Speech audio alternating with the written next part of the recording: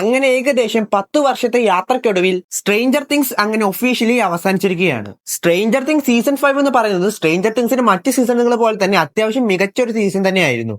അതേപോലെ അത്യാവശ്യം നല്ലൊരു എൻഡിങ് കൊടുക്കാനും ഈ ഒരു സീസണിലൂടെ അവർ കഴിഞ്ഞിട്ടുണ്ടെന്ന് തന്നെ പറയാം. പ്രധാനമായും ന്യൂ ഇയറിന് പുറത്തിറങ്ങിയ ഫിനാലയെ കുറിച്ച് പറയുമ്പോൾ സീസൺ ഫിനാലെ ഒരു വലിയ കുഴപ്പമില്ലാത്ത ഡീസന്റ് ആയ ഒരു എപ്പിസോഡാണെന്ന് പറയാം. കാരണം വളരെയധികം മോശം എപ്പിസോഡായി മാറിപ്പോകുമോ എന്ന് വിചാരിച്ചപ്പോൾ അത്രത്തോളം മോശം എപ്പിസോഡ് ആയിരുന്നില്ല. എന്നാൽ വളരെയധികം മികച്ചൊരു എപ്പിസോഡ് ആയിരിക്കുമെന്ന് വിചാരിച്ചപ്പോൾ അതുമായിരുന്നില്ല.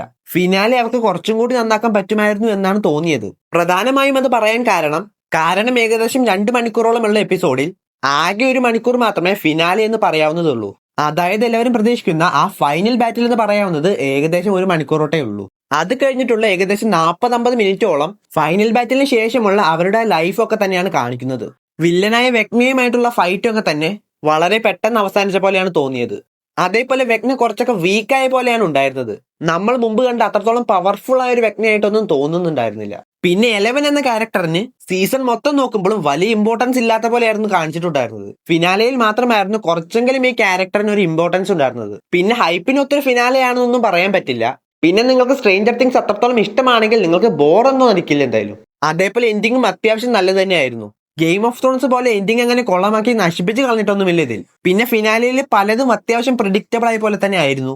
വളരെയധികം അൺപ്രഡിക്റ്റബിൾ ആയ കാര്യങ്ങളോ അങ്ങനെയൊന്നും തന്നെ ഈ ഫിനാലയിൽ ഉണ്ടായിട്ടില്ല. പിന്നെ സീസൺ 5 ഇവർക്ക് ഏറ്റവും പറ്റിയ പ്രശ്നം എന്തെന്നാൽ ഇവരിത് റിലീസ് ചെയ്ത ഓർഡറാണ്. 3 പാർട്ടൊക്കെ ആയിട്ടാണ് ഇവർ റിലീസ് ചെയ്തത്. അതിന്റെ ആവശ്യമുള്ള പോലെ തോന്നിയില്ല. കാരണം വോളിയം 1 പുറത്തിറങ്ങിയ സമയത്ത് വളരെയധികം ഹൈപ്പായിരുന്നു ആ എപ്പിസോഡുകൾ ക്രിയേറ്റ് ചെയ്തിരുന്നത്. അതുകൊണ്ട് തന്നെ വോളിയം 2 പുറത്തിറങ്ങിയപ്പോൾ അത് നേരെ തിരിച്ചാണ് ഉണ്ടായത്. ഒരുപാട് പേർക്ക് ആ എപ്പിസോഡുകളൊന്നും അത്രത്തോളം ഇഷ്ടപ്പെട്ടില്ല.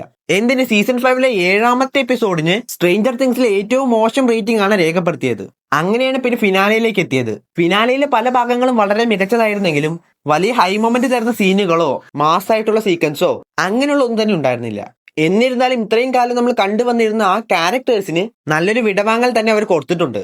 എന്നാലും സ്ട്രേഞ്ചർ തിങ്സിന്റെ ഏറ്റവും മികച്ച സീസൺ ആയിട്ടൊന്നും സീസൺ 5 പറയാൻ കഴിയില്ല.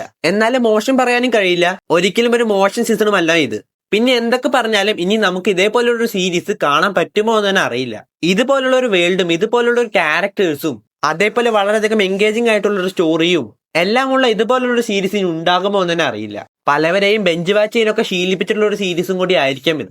അത്തരത്തിൽ വളരെയധികം ഓർമ്മകളുള്ള ഒരു സീരീസ് ആണ് ഇവിടെ അവസാനിക്കുന്നത്. പലവർക്കും ഫേവറേറ്റ് ആയിട്ടുള്ള ഒരു സീരീസ് ആയിരിക്കാം. അങ്ങനെയുള്ള ഈ സീരീസ് എവിടെയാണോ തുടങ്ങിയത് അവിടെ തന്നെ അവസാനിക്കുകയാണ്.